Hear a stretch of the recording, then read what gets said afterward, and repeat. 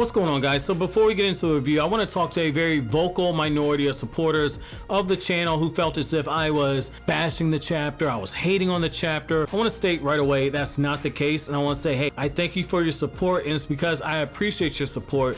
I'm taking this time out now to just discuss everything with you guys because it's literally impossible for me to reply to every comment. Here's the thing, okay? So the reason why you hear me go through and give a critique over the artwork over the span of 6 minutes and 22 seconds sprinkled throughout a 23-minute review is because the way I do reviews the way that you should. A review lists the pros, it lists the cons. When it lists the cons, they list what could have been done better, how it could have been done better, and then you do a recap, and in that recap you point out things to add context. You point out things that are potentially being set up, and what I like to do, because I like to read the comments, I ask a chapter question. Now, in order to understand why I take some of the stances I do, you got to understand a little bit about me personally. So a lot of you guys know I graduated college in 2015. For a brief period in time, I tried to teach and I decided it wasn't for me. One of the things that I did in my early career was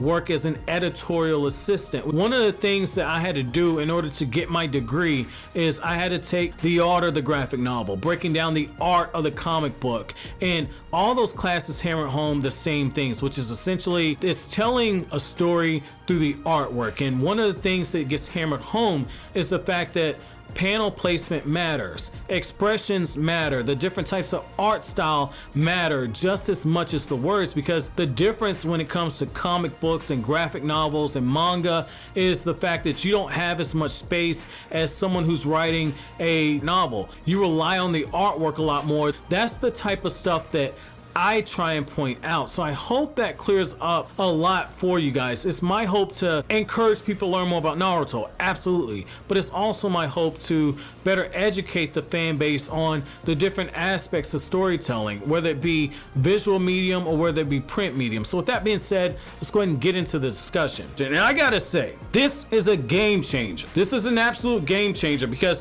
what we're essentially getting is Boruto now has access to a level of power that immediately puts him in a different class, because essentially Momoshiki is his jinchuuriki, and just as Naruto needed time for Naruto's chakra to mix in with Kurama's chakra, and Naruto over time learned to be able to harness it, Boruto is going to be in the same situation that Jigen's in. If his body does not adapt to the overwhelming power that Momoshiki has, then Boruto's body is not going to be able to sustain it, and Boruto's body is eventually going to break down. I think this is wonderful when it comes to conflict, because one thing you guys have heard me say a lot is that the Boruto series needs more conflict that is rooted more on the internal and not necessarily relying on the melodrama. And now you have a character in Boruto who has to master this power, because we know that there's another Otsutsuki clan member out there, and this being Ishiki, and there's potentially more of them out there. And the fact that Boruto has to harness this power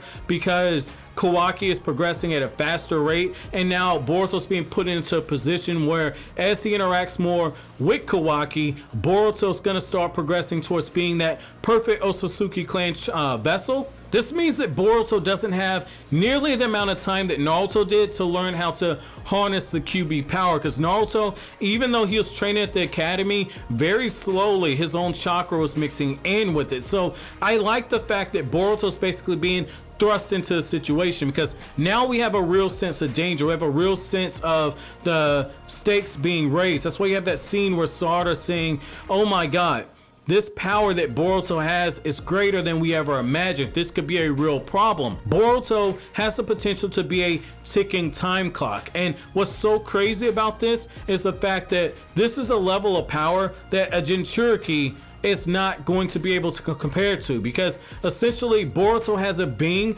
that was equal to, according to the novelization of the Boruto movie, equal to 50% Naruto and 50% Sasuke. So that means right there that Boruto, once he harnesses this ability, Boruto has the potential to become even stronger than Naruto and Sasuke, because Boruto's own power is going to grow as well, which means that when you add in that multiplier using Momoshiki, Boruto could very well surpass them. So I like this right here because Boruto's going to have to be trained by someone like Sasuke to better learn how to harness that power. And the more and more he begins to interact with Kawaki, the faster this is going to speed up. And what I think that they're doing, I could be wrong, but what I think that they're actually doing is they're going to use the Jogan as a way to potentially slow down the effects of Boruto's karma. I think that that could be something, and maybe as a way to potentially allow Boruto to gain the full control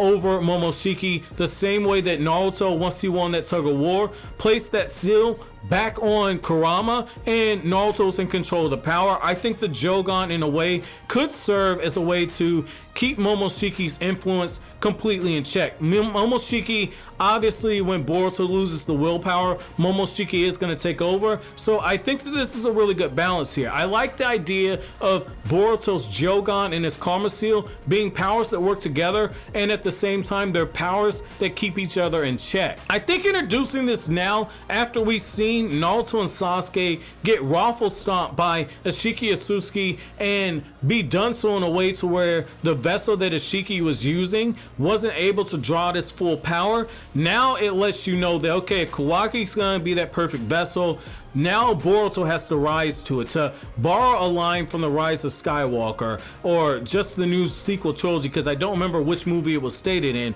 but you had that line where Supreme Leader Snoke says that as the darkness rises, so too will be the light in order to counter. I'm paraphrasing the line, but it's the same thing here.